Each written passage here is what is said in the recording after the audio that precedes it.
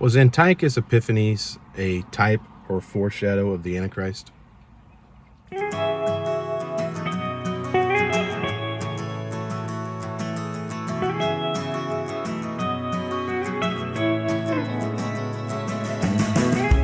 was just reading in Daniel 8 this morning about the person who historically is known to be Antiochus Epiphanes, who was a ruler from Greek roots who persecuted God's people in Israel in around 168 BC.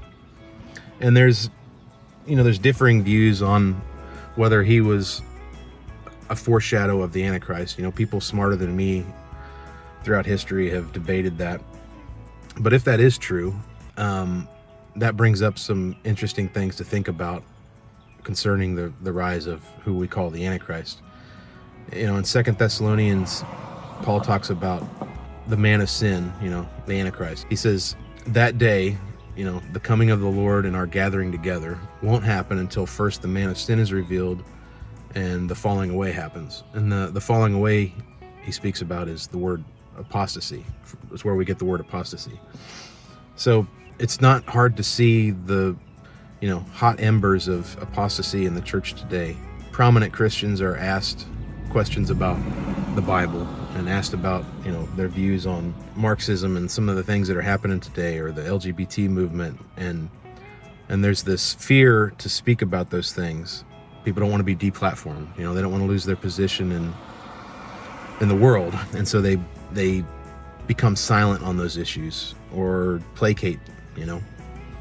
And later on in that same chapter with Paul, he says, there's a restrainer in place right now that's keeping that evil from flourishing.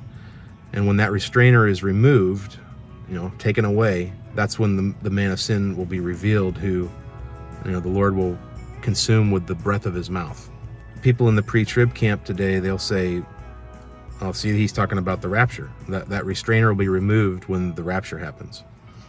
But earlier, Paul said, he didn't say anything about the rapture. In fact, he said our gathering together won't happen until these two things happen. These two things. The man of sin is revealed and the apostasy. From my perspective, the falling away is what causes that restrainer to be removed. When the church ceases to be the salt and light that it's called to be, that allows those embers of apostasy to burn and sets up the environment to where the man of sin can arrive. I think our duty as believers is to do what we were called to do in the first place: be salt and light. Speak with boldness the truth of the word in love. If we don't, we're going to see that apostasy burn, and we're going to see this Antichrist arise. And when you look at the things that Antiochus Epiphanes did, it was pretty brutal. Like, he put an idol of Zeus in the temple. He sacrificed a pig on the altar. Anyone having a copy of the Old Testament was killed, and the books were burned. Some women circumcised their babies, and he had them murdered and hung their babies. And as a result of that, God's people, they apostatized, and they left the worship of Yahweh because of fear. When you look at the stuff that the Antichrist is going to do in the end times, it's pretty brutal.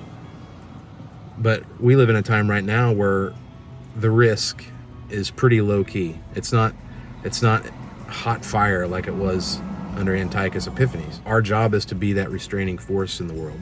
And so when a prominent Christian is asked about difficult situations, difficult circumstances, difficult questions concerning the Bible, our duty is to just stand on the Word of God and let it speak for itself. So I'd encourage you to do that, and let whatever cost, whatever consequences come as a result of that, but you just be found faithful. All right, blessings, guys.